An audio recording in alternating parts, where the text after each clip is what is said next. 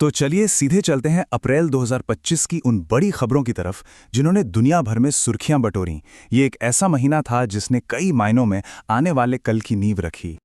तो कौन सी थी वो कहानियां जिन्होंने अप्रैल 2025 को एक यादगार महीना बना दिया? चलिए शुरुआत करते हैं दुनिया भर की हलचल से, यानी ग्लोबल स्टेज से। इस महीने भारत दुनिया के मंच पर काफी एक्टिव रहा। कई ऐसी अहम साझेदारियां हुईं जो आने वाले सालों में अंतर्राष्ट्रीय रिश्तों को एक नई दिशा देंगी। तो ये देखिए भारत की डिफेंस डिप्लोमेसी का कमाल।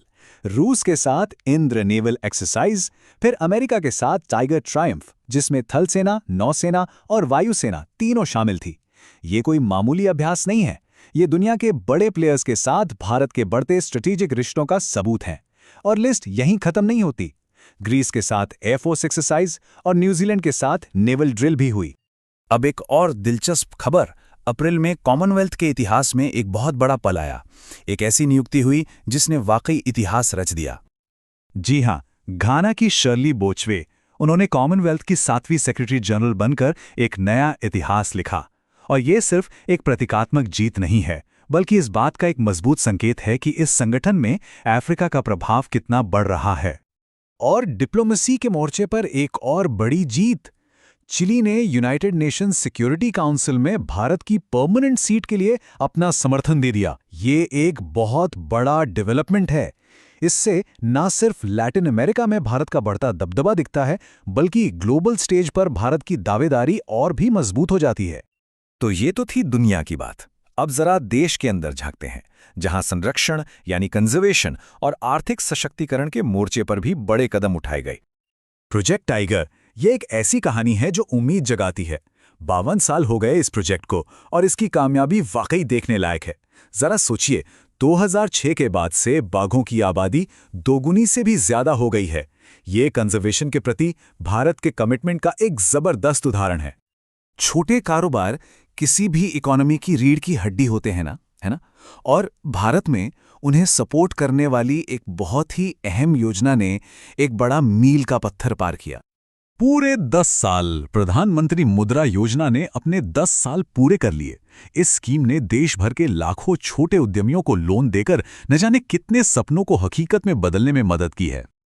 और ये सिर्फ एक पुल नहीं है, ये भारत की इंजीनियरिंग की ताकत और भविष्य को लेकर उसके विजन का प्रतीक है। रामेश्वरम में बना ये नया वर्टिकल लिफ्ट सी ब्रिज, जिसे 100 साल तक चलने के लिए डिजाइन किया गया है, देश के इंफ्रास्ट्रक्चर की बुलंदियों को दिखाता है।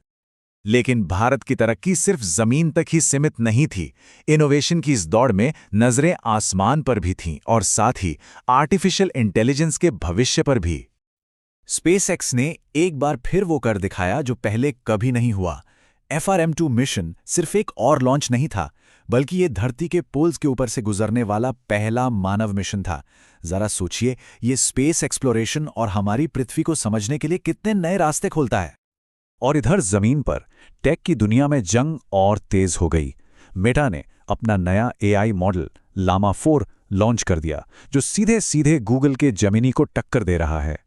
यह सिर्फ एक टेक्निकल रेस नहीं है, बल्कि इस बात की लड़ाई है कि हमारा डिजिटल भविष्य कौन तय करेगा। अब कुछ ऐसा जो सुनने में किसी साइंस फिक्शन फिल्म जैसा लगता है। जापान में दुनिया का पहला 3D प्रिंटेड रेलवे स्टेशन तैयार हो गया। और सबसे हैरान करने वाली बात, इसे बनाने में सिर्फ कुछ घंटे लगे। ये कंस्ट्रक्शन की दुनिया को पूरी तरह से बदल सकता है। टेक्नोलॉजी और राजनीति से हटकर देखें तो अप्रैल का महीना उन लोगों और उन लम्हों के नाम भी रहा जिन्होंने हमारी संस्कृति और खेल की दुनिया को रोशन किया। क्रिकेट फैंस के लिए तो अप्रैल का महीना कमाल का था। एक तरफ विराट कोहली ने T20 में 13,000 रन बनाकर एक और रिकॉर्ड अपने नाम किया, तो दूसरी तरफ 128 साल के लंबे इंतजार के बाद ओलंपिक में क्रिकेट के वापसी की खबर ने दुनिया भर में जश्न का माहौल बना दिया। वाकई खेल के लिए ये बहुत बड़ा पल था। ये महीना उन लोगों को सम्मान देने का भी था जो अपनी कला और सेवा से हमारी दुनिया को बेहतर बनाते हैं। प्रतिष्ठित सरस्वती सम्मान पाने वाले साधु भद्रेश दास से लेकर सैंड आर्टिस्ट सुदर्शन पटनायक तक, इन सभी ने अपने अपने क्षेत्र में हमें प्रेरित किया। कला की दुनिया ने एक महान हस्ती कुमुदिनी लाखिया को अलविदा कहा। कत्थक में उनकी योगदान ने एक ऐसी विरासत छोड़ी है जो हमेशा जिंदा रहेगी। उन्हें मरणोपरांत पद्म विभूषण से सम्मानित किया जाना उनकी असाधारण प्रतिभा को एक सच्ची श्रद्धांजलि है। तो जब हम अप्रैल 2025 पर नज़र डालते हैं तो ये साफ है कि ये कोई आम महीना नहीं था। ये तरक्की का महीना था। कूटनीति से लेकर टेक्नोलॉजी तक कई नए बीज बोए गए।